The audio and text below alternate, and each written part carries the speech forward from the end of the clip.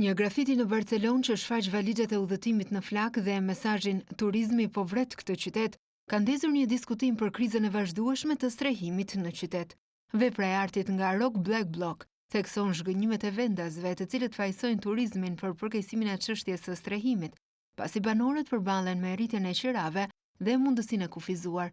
Kjo vjen pas një vendimi të fundit të gjykatës në mars, që mbështet planin e Barcelonës për të ndaluar marrjen me qira të apartamenteve për pushime deri në vitin 2028, një mas që synon të frenojë kostot në rritje të banesave. Mendoj se strehimi është një problem i madh, sepse sigurisht nuk është vetëm për shkak të vetë turizmit, por për shkak të pronarëve të mëdhenj, të cilët marrin përsipër gjithçka dhe bëjnë atë që duan. Pra nuk është faji i turizmit. Nëse ata nuk lejojnë apartamente turistike, njerëzit do të shkojnë në hotel dhe kështu duhet të jetë.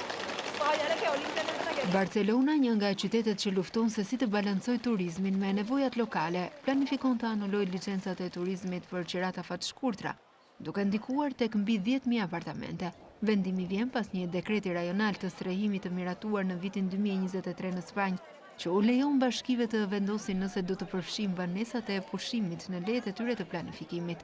Kritikët argumentojnë se kjo i sjell përfitime industrisë së hoteleve, ndërsa mbështetësit e shohin atë si një hap të domosdoshëm për të mbrojtur banorët nga rritja e çmimeve.